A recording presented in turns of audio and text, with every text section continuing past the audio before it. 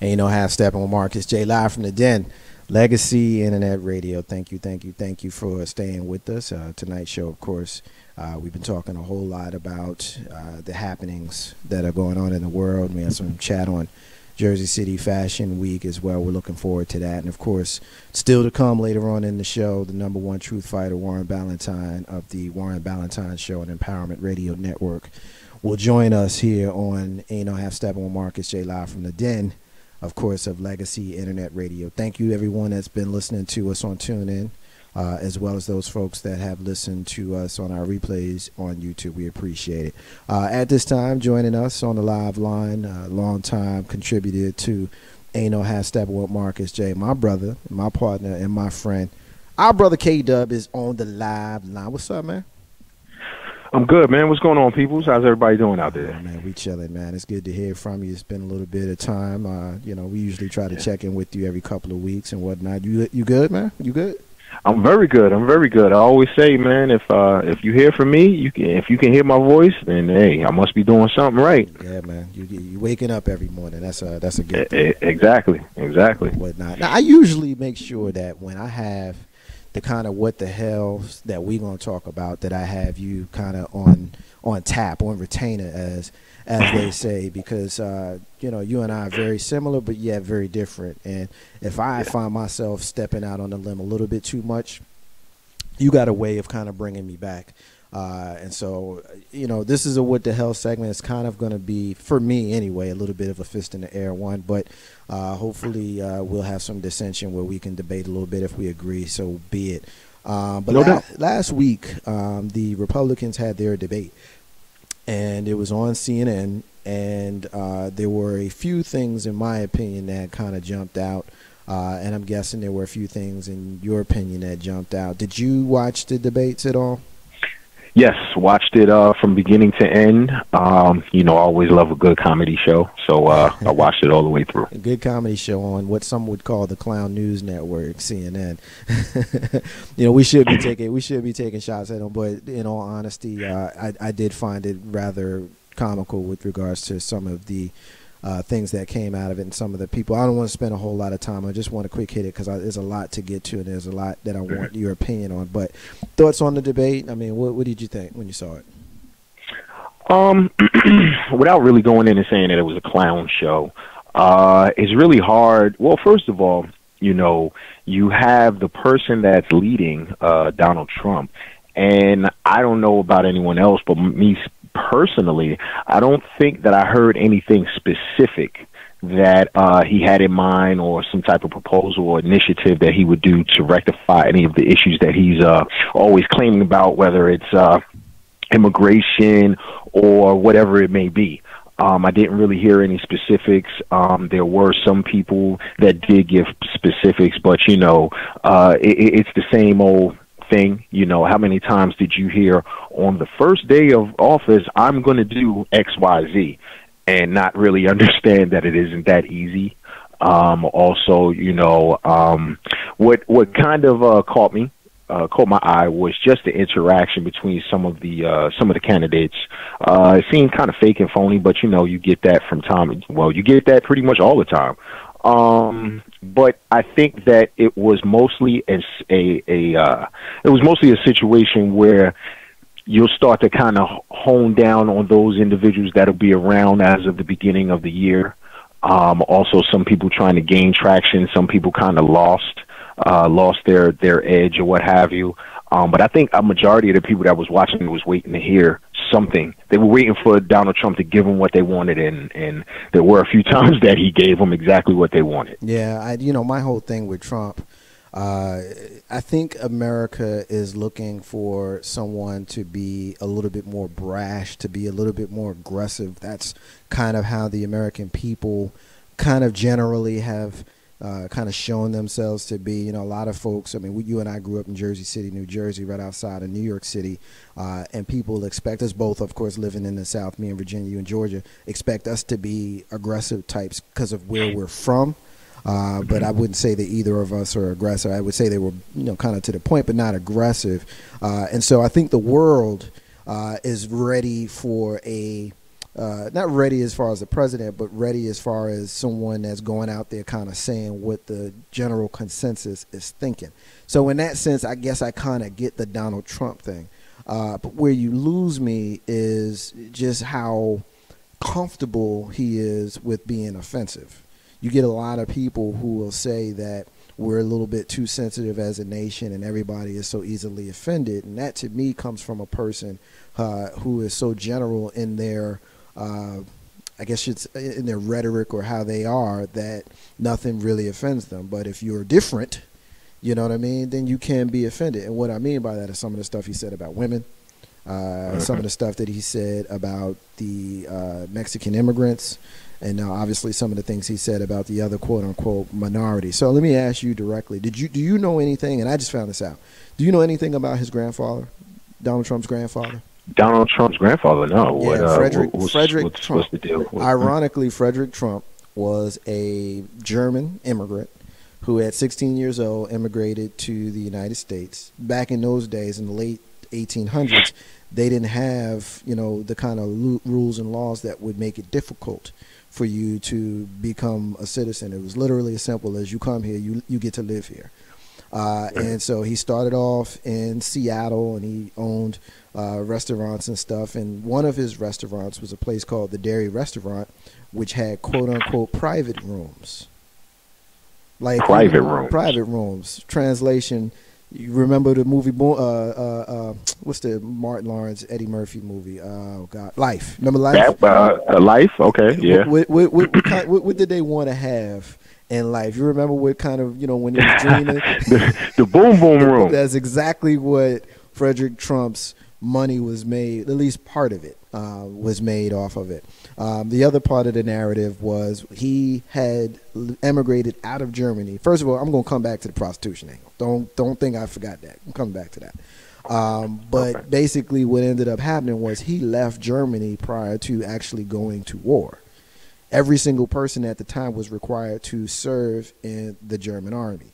He left before that ended up happening, and when he tried to go back in his 30s, he was too old, but they still wanted some service out of him. So he basically ended up spending a whole lot of money and getting a lot of favor. You can check these facts. It's, you know, I'm giving it to you generally because I want you to go and look this up, people that are listening. It's coming from a book called The Trump's 3 Generations That Built an Empire. You can go and you can look it up. Translation, his grandfather spent money to keep from having to go to the military. Sound familiar? He made money off of sounds like he's sounds like a few people that in politics that have gone on to try to become the president. An immigrant who made his money off of prostitution, who dodged military service. This is the lineage, 3rd generation, which is our Donald Trump. So I know I dropped some stuff on you you may not been familiar with, but what you think about that, man? And that stuff's you can look that stuff up. I didn't make that up. What do you think?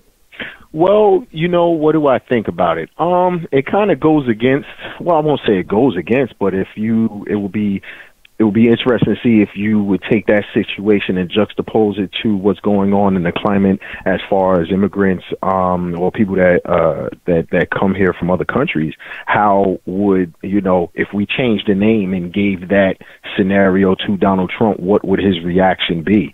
You know, it just amazes me that, you know, there's a group of people that like to play both sides of the fence. You know, they want to say how great the country is, I'll get back to the whole thing about being great, but, you know, they want to talk about how great the country is, but yet you want to not allow people from other countries to come here when, to be realistic, Black Americans were primarily the only group outside of the Native Americans, the only group that actually was brought here. Everyone else pretty much made a decision to come here. So, you know, using that premise, and even so, I believe at Ellis Island, or I believe on the Statue of Liberty, there's some inscriptions stating, you know, bring me your weak, tired, so on and so forth. So it's just kind of funny how people like to play both sides of the fence and never get challenged. You know, what I've told a number of people, you know, I would love one day, and I know that it may not happen, but I would love one day for someone just to kind of fall on that sword. And what I mean by that is basically in a situation such as the debate last week, when someone asked Donald Trump to say something, and he always gives a broad statement, you know, using all the adjectives and the adverbs. It's going to be very big and it'll be super or whatever. I would definitely like someone that probably is not going to win to actually challenge him, directly challenge him, and ask him specific questions and put him on the spot. You know, and that's one way that you can kind of bring that whole Donald Trump aura down. Let's not be fooled. You know, a lot of the stuff that he says is dog whistles to those individuals that are very extreme. They don't like immigrants. It's funny that you say that, Dub. It's funny that you say that, because the truth of the matter is they have tried to get Donald Trump to be more specific, and he continues with the same hard line. It's going to be big. It's going to be great. I know a lot of smart people. At that point, I would put the onus on the media. Stop giving him the attention. If he's not going to answer questions, specific questions in regards to his thoughts or what he's trying to do, then damn it, stop putting the microphone in front of him. I got a question for you. We can come back to Trump if the discussion leads us back to him, but I do want to switch gears a little bit because of the time that we have, as well as another person who I'd like your opinion on that was participating in the debate, and that's Ben Carson. And I guess I'll tip my hand with Ben Carson. We'll get into his comments from over the weekend here in a minute, but I personally, for the life of me, can't understand why people like him. Actually, I have an idea, and it's not going to be popular, and I suggested this in social media when I was debating with some of my white brothers and sisters who I really wish would call the show. I know you listen, but I haven't been able to get you to call in the show, but I was debating with some of them over the weekend in social media, and so I have a pretty good idea of what my opinion is of why he's getting support, but I'd like to know what your opinion is, and I'll share mine after you. Why are people getting behind Dr. Ben Carson as potential president of the United States? Because he's a black dude that's real smart, and he's a black dude that's real smart, and is their version of the Barack Obama. Well, yeah. I mean, yeah. It's one of those. It doesn't need to be explained. It doesn't need to be. That's just basically what it is. And he's the smartest dude on that panel. But when it comes to politics and some of the things that he says, it just doesn't really resonate with a majority of individuals that think like you and I. And of course, you know, I'm sure that there's some people on the other side, on the red side, that, well, I won't say other side because I don't do blue or red, but I'm sure that there's people on the red side that, you know, truly listen to him. But it's basically they're just looking to have their version of Barack Obama. We want our black guy in there too. I thought about that, and that's exactly kind of the point that I've alluded to. And see, the thing is, you get a lot of people, particularly our white brothers and sisters, when they hear you say that, especially as a black person, they get offended. I had one guy who kept it 100 and said, I don't know why Ben Carson or Carly Fiorina are even on the stage. They don't need to be up there as tokens. Now, I disagree with that, and I'm going to tell you why. Because the polls show that Ben Carson, at the time of that debate, was polling second behind Donald Trump. And two, with Carly Fiorina, she graduated from the first leg of the debates that aired earlier to the second leg of the debates that I guess is kind of the main event. You don't end up there unless you're gaining support. So I disagree with that. But you know why she's there too, right? Well, I mean, essentially the point that he was trying to make was well taken. But you don't end up on those debates just because you're tokens. You end up on those debates because of the support that you've garnered, and there's poll numbers that suggest that. There's not just, I think that he can be the black guy who goes up against Barack Obama. I think she could be the female to go up against Hillary Clinton. You know what I mean? Like having a contrast, almost like DC versus Marvel. You know what I mean? It's not that. It can be that. And I understand those folks who want to forward that narrative, but they're getting support. Like people are supporting them, and that's what I'm dealing with. You're right about that, but you know what? When you use the term the polls and things of that, I always cringe when I hear, you know, they're leading in the polls. Now, I could be wrong, but you know what? Hey, let me be wrong. Do you know 2 people that have ever been polled? Never. I've never been polled. Have you ever been polled? So sometimes when I listen to a number of these people or, analysts, and they say, oh, this person is leading in the poll and this poll from last week or whatever like that, it just makes me wonder who exactly is being polled and in what form or fashion are they being polled. That's why I don't really take these numbers that I hear, especially in September, and the election is a year and a few months away.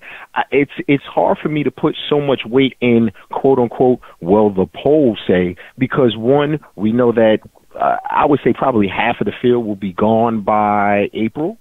And at that particular point, whatever is being said now, whoever would be leading today, I'm going to go ahead and put $10 out there that it'll be totally different come April. Right. Now I could dig that.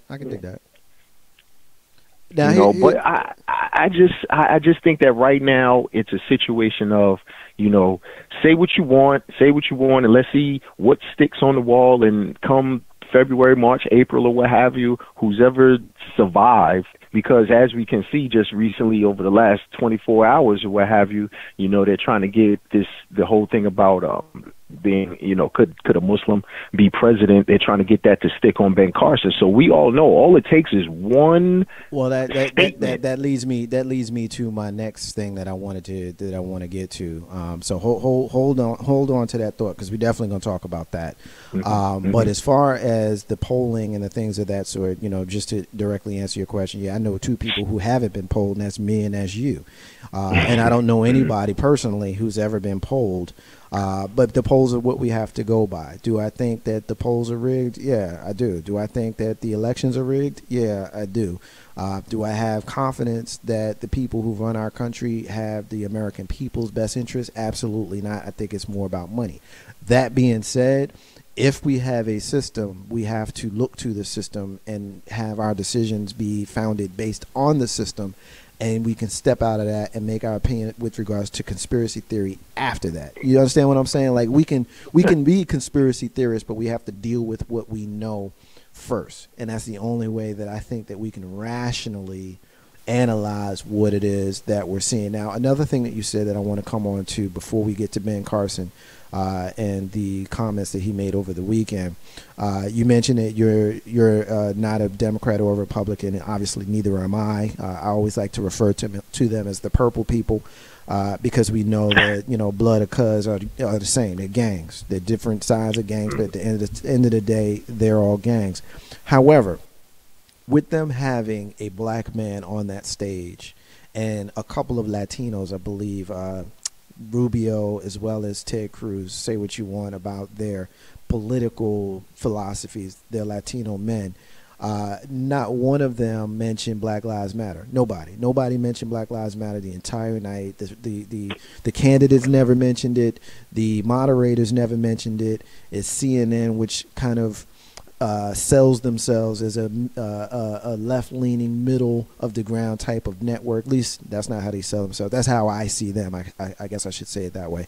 So if that is the case, how do you think that we get through 5 hours of debates between potential presidents of the United States, regardless of their party, and not one person mentions Black Lives Matter, knowing the climate that we have in today's world?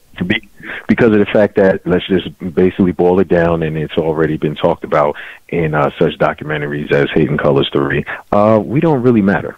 I'm just going to tell you that straight up. They're not, the individuals, politicians are not really caring about the black vote. They're more interested in their base, and now more than ever, the Latino vote. It doesn't really matter. These particular incidents where the Black Lives Matters movement approaches individuals, what have you, it's like a pimple on the ass of the program. It doesn't move the needle for those individuals. Yeah, you may have one person may address a question, but you will not see, especially on the red side, you will not see anyone spend more than whatever time in giving their opinion to Black Lives Matter, because to them it does not matter.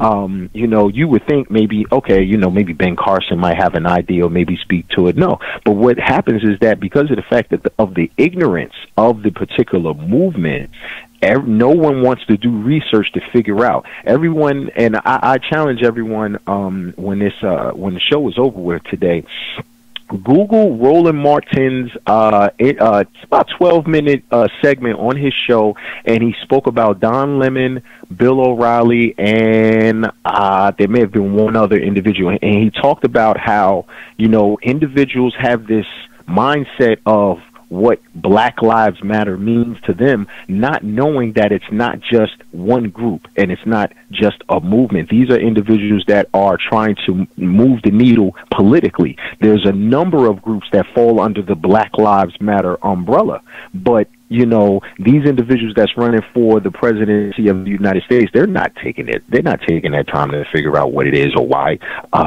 black people are so upset. I mean, let's just keep it real. Whenever there is a situation of some type of violence or discrimination or something crazy that happens to black people, i.e. Trayvon Martin, Mike Brown, guy up in, I mean, anybody, pick one. Every person, whenever you hear something, they always say so-and-so, such and such, but it always turns back into the victim as far as what did they do. So the caring part of it, we can't think that they're going to be interested in hearing or even speaking on a subject that they really don't care about. They could care less. They could care less. As long as we're quiet and we, you know, go along with the program, nah, man, there's nothing going to happen. Ain't no hashtag. So I'm not even thinking of listening to them even bring up Black Lives Matter. And I'm sorry, and just real quick, and I also put the onus on the media as well. Ain't no half stepping with Marcus J. Live from the Den. Legacy Internet Radio. We're talking to our brother K-Dub. We're talking about a variety of things. The debates last week, Donald Trump, Ben Carson. We've got some other stuff that we're going to get into as we progress throughout the show. But we're talking here about Black Lives Matter. And I mentioned to you that we were in a debate. I was in a debate last week with one of my white brothers, and I haven't gotten his permission to tell you who he is, so I'm not going to, but I am going to read his comment because I want to talk about it, and I can even read to you what my comment was in social media as a response to it. But we talked about a whole lot of stuff. The original question was not set up by me, it was set up by another person, and this guy got in and out, calling my white brother because he's a white guy, and I consider any man a brother until he shows me that he's not, regardless of his skin color. That's how I am. I don't know this guy. I'm just keeping it 100. I don't know the dude. We just both found ourselves in the same blog, but we were talking about Trump. We were talking about the debate, and Black Lives Matter came up. Here's his comment, and we'll just call him Mike for argument, just so we'll identify him. We can throw Black Lives Matter in there if you want to discuss how the Obama administration sensationalized these incidents of black death before knowing the facts, stoking fires of racial divide that leads to senseless death of men and women trying to protect this nation. How many slain officers' funerals have you seen Obama at? How much Obama support law enforcement? Talk about races. Obama is the worst of the worst. Tell the truth. By the time Martin was shot to Zimmerman's acquittal, over 10,000 blacks were killed at the hands of blacks. We don't hear about that from Obama or Sharpton. Want Black lives to matter. Treat each other like they matter. To me, all lives matter. I love everyone equally. That is here legally doing their part.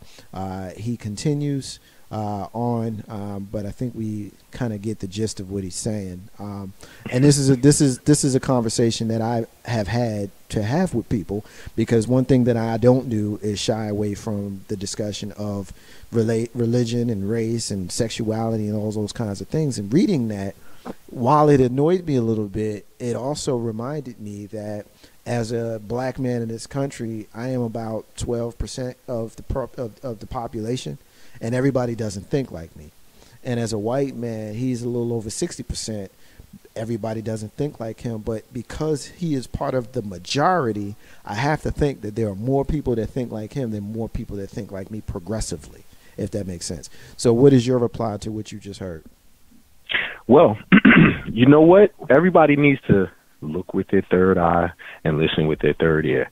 What he said is no different, almost word for word, for anyone that doesn't agree with the president, or they're on the side of the red side. I mean, it's almost word for word. Oh, black. They bring up these points: black on black crime, the president being a racist. I'm surprised they ain't call him a Muslim.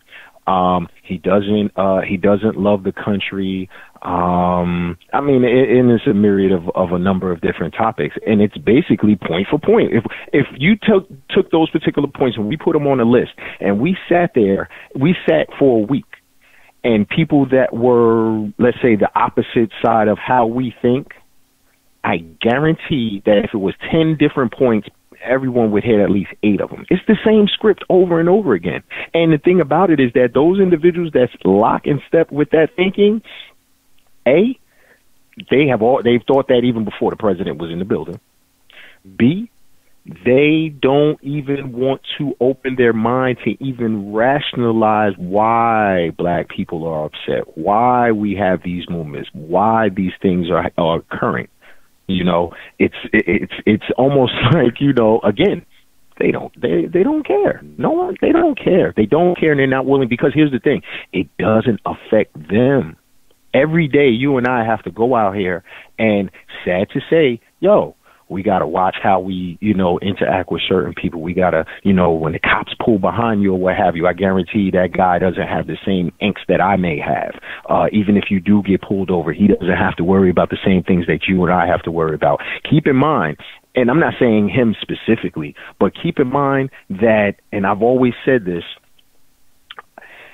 black people have to, on a day-to-day basis, integrate with the dominating culture, the dominant culture in America. Right. The dominant culture every day does not have to deal with black people on a day-to-day basis. Right. We have to hold ourselves to a certain, you know, level, because either we don't want to get ourselves in trouble, we don't want to get looked at a certain way, we want to basically be able to represent our family and ourselves in a certain way. Right. We don't want to, I mean, it's a myriad of things. Right. So those individuals, just to wrap it up, those individuals that think like that, they're not willing to even open their minds to even listen why individuals are like this. You know, I have Steppin with Marcus J. live from the Den. Legacy Internet Radio. We're talking to our brother K-Dub. This is what, to me, white privilege is all about. Like, you know, oftentimes I've had discussions with people, you know, black and white, about white privilege, and a lot of my white brothers and sisters who I've had these discussions with will tell me that the world is too sensitive. You know, gay people too sensitive. You want to be gay, then deal with it. Or black people too sensitive. Just, you know, get over slavery and all that kind of mentality. And I was kind of alluding to this earlier, man. The definition of white privilege is benefiting from white privilege without realizing that you benefit from white privilege. You know, and to speak to Mike's point about, you know, black on black crime and all that kind of stuff, that's a media created term. You know, black or white, as well, you know, it's a media created term, because people kill where they are. You know what I mean? If you look at the FBI crime statistics, which I've done, you know, you'll find that the incidences of death in communities is consistent by percentage across the board, maybe up or down depending on the individual crime. You know, black people kill a little bit more, but white people rob a little bit more. You know what I mean? And that's a fact. That's not something I made up. And the truth is, you know, why Black Lives Matter, you know, when police kill unarmed civilians, they get paid leave and they don't get taken off of the force. You know what I mean? Whereas if Pookie kills Day, you know, Pookie goes to jail. You know what I'm saying? And here's the other thing. I mean, I understand, you know, this whole thing about the police and people that are very pro-police being in their feelings about people like me and like you and like Ice Cube and Dre and Easy and the crew who had the F police on, you know, saying what they say about police. I would never endorse the murder or harming of any person, black, white, or blue. But at the end of the day, you will find that the incidents of police killings have been in a steady decline for the last 30 years, with the all-time low being in the last couple of years, while the incidents of police killing unarmed civilians is on the rise, mostly of black people. You know, so nobody ever said that, you know, nobody who says Black Lives Matter said only Black Lives Matter. Nobody says that. And I don't I really take offense to when I hear individuals say all lives matter. Yeah, we know all lives matter, but guess what? Who's the ones that's out here getting shot in the back or getting mistreated by authority? Oh, yeah. Answer that question. No, they can't. Well, and now you'll understand. And then those individuals will understand why. I mean, listen. Let's just keep it straight up. 100%. Understand history. Yeah. There is no way that you can be mad with me because of the fact that I have a problem with the way black people are being treated by authority when Martin Luther King, Malcolm X, and we could go all the way back in history.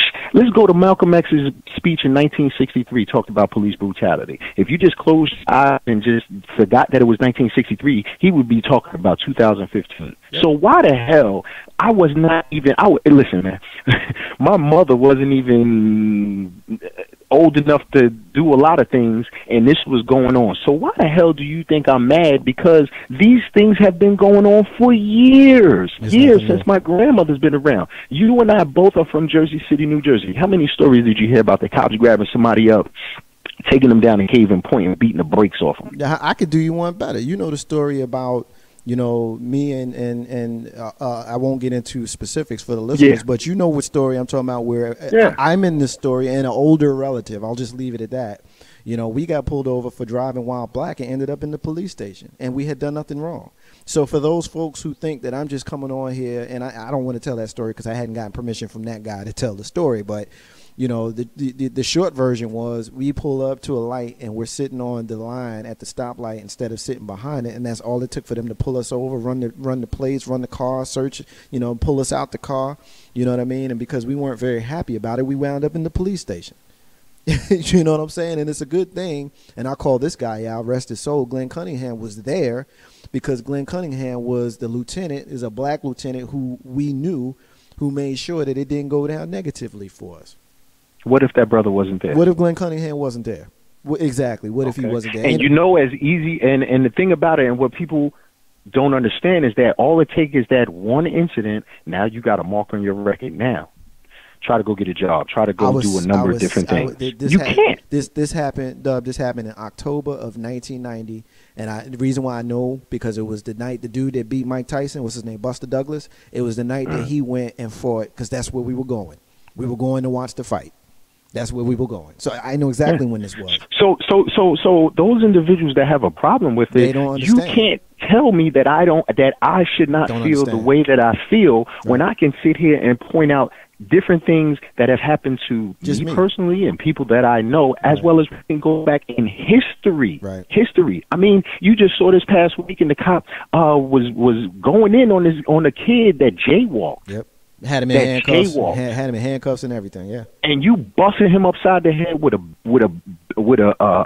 club. How different is that from 1965? How different is that from 1950? How many of those type incidents we never even knew or heard about? It was because of social media now, because everybody's got a camera phone. Exactly. But what I would challenge all individuals that have a problem with that, if you have a problem with the way that I'm saying, as far as, you know, looking at these different examples, give me 10 examples that situation has had to the dominant society, and I will be the hell quiet. Yeah. I challenge anyone that's listening to the show right now that is not of African American descent. If you can show me 10 incidents that are the same, killing, beating, 10 incidents that are the same, I'll be the hell quiet. Ain't no how. Steppin with Marcus J. Live from the Den.